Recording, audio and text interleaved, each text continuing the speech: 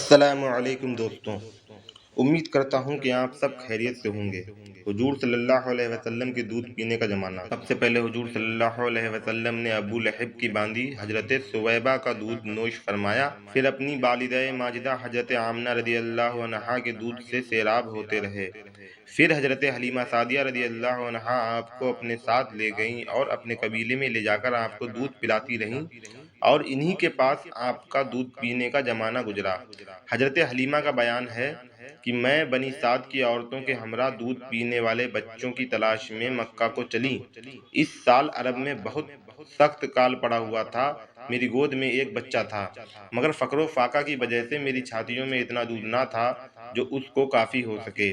رات بھر وہ بچہ بھوک سے تڑپتا اور روتا بلبلاتا رہتا تھا، اور ہم اس کی دلجوئی اور دلداری کے لیے تمام رات بیٹھ کر گزارتے تھے۔ ایک اونٹنی بھی ہمارے پاس تھی، مگر اس کے پاس بھی دودھ نہ تھا۔ مکہ مکرمہ کے سفر میں جس کھچر پر میں سوار تھی وہ بھی اس قدر لاغر تھا کہ قافلے والوں کے ساتھ نہ چل سکتا تھا۔ میرے ہمراہی بھی مجھ سے تنگ آ چکے تھے۔ بڑی مشکلوں سے ہمارا سفر طے ہوا۔ جب قافلہ مکہ مکرمہ پہنچا تو جو عورت رسول اللہ صلی اللہ علیہ وسلم کو دیکھتی اور یہ سنتی کہ یہ یتیم ہے تو کوئی آپ کو لینے کے لیے تیار نہیں ہوتی تھی، کیونکہ بچے کے یتیم ہونے کے سبب سے زیادہ انعام و اکرام ملنے کی امید نہیں تھی۔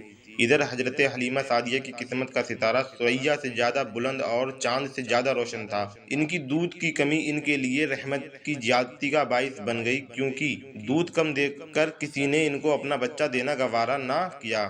حضرت حلیمہ سعدیہ نے اپنے شوہر حارث بن عبد العزیٰ سے کہا کہ یہ تو اچھا معلوم نہیں ہوتا کہ میں خالی ہاتھ واپس جاؤں، اس سے تو بہتر یہی ہے کہ میں اس یتیم بچے کو لے چلوں۔ شوہر نے اس کو منظور کر لیا اور حضرت حلیمہ اس در یتیم کو لے کر آئیں، جس سے صرف حضرت حلیمہ اور حضرت آمنہ ہی کے گھر میں نہیں بلکہ کائنات عالم کے مشرق و مغرب میں اجالا ہونے والا تھا۔ یہ خدا بند قدوس کا فضل عظیم تھا کہ حضرت حلیمہ کی سوئی ہوئی قسمت بیدار ہو گئی اور سرور کائنات صلی اللہ علیہ وسلم ان کی آگوش میں آ گئے۔ اپنے خیمے میں لا کر جب دودھ پلانے بیٹھیں تو باران رحمت کی طرح برکات نبوت کا ظہور شروع ہو گیا۔ خدا کی شان دیکھیے کہ حضرت حلیمہ کے مبارک پستان میں اس قدر دودھ اترا کہ رحمت عالم صلی اللہ علیہ وسلم نے بھی اور ان کے رجائی بھائی نے بھی خوب شکم سیر ہو کر دودھ پیا، اور دونوں آرام سے سو گئے۔ ادھر اونٹنی کو دیکھا تو اس کے تھن دودھ سے بھر گئے تھے۔ حضرت حلیمہ کے شوہر نے اس کا دودھ دوہا اور میاں بیوی دونوں نے خوب سیر ہو کر دودھ پیا، اور دونوں شکم سیر ہو کر رات بھر سکھ اور چین کی نیند سوئے۔ حضرت حلیمہ کے شوہر حضور رحمت عالم صلی اللہ علیہ وسلم کی یہ برکتیں دیکھ کر حیران رہ گئے اور کہنے لگے کہ حلیمہ تم بڑا ہی مبارک بچہ لائی ہو۔ حضرت حلیمہ رضی اللہ عنہا نے کہا واقعی مجھے بھی یہی امید ہے کہ یہ نہایت ہی بابرکت بچہ ہے اور خدا کی رحمت بن کر ہم کو ملا ہے، اور مجھے توقع ہے کہ اب ہمارا گھر خیر و برکت سے بھر جائے گا۔ حضرت حلیمہ فرماتی ہیں کہ اس کے بعد ہم رحمت عالم صلی اللہ علیہ وسلم کو اپنی گود میں لے کر مکہ مکرمہ سے اپنے گاؤں کی طرف روانہ ہوئے تو میرا وہی خچر اب اس قدر تیز چلنے لگا کہ کسی کی سواری اس کی گرد کو نہیں پہنچتی تھی۔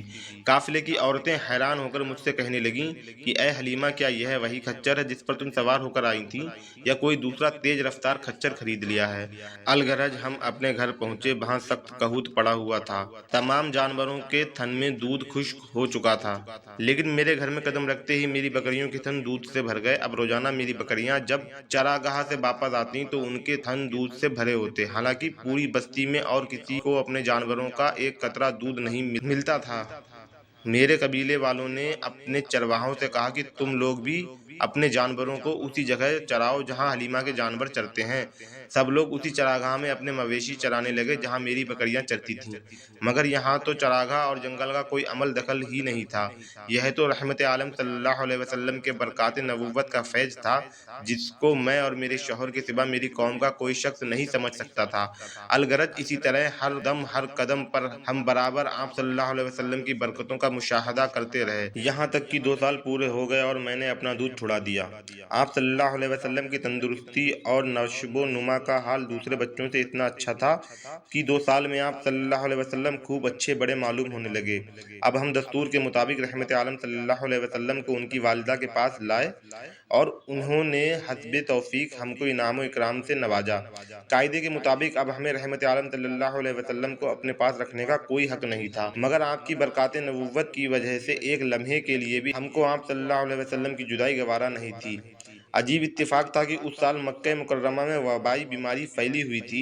ہم نے اس وبائی بیماری کا بہانہ کر کے حضرت بی بی آمنہ کو رضامند کر لیا اور پھر ہم رحمت عالم صلی اللہ علیہ وسلم کو واپس اپنے گھر لائے اور پھر ہمارا مکان رحمتوں اور برکتوں کی کان بن گیا اور آپ ہمارے پاس نہایت خوش و خرم ہو کر رہنے لگے۔ جب آپ صلی اللہ علیہ وسلم کچھ بڑے ہوئے تو گھر سے باہر نکلتے اور دوسرے لڑکوں کو کھیلتے ہوئے دیکھتے، مگر خود ہمیشہ ہر قسم کے کھیل کود سے علیحدہ رہتے۔ ایک روز مجھ سے کہنے لگے کہ اماں جان، میرے دوسرے بھائی بہن دن بھر نظر نہیں آتے، یہ لوگ ہمیشہ صبح اٹھ کر روزانہ کہاں چلے جاتے ہیں؟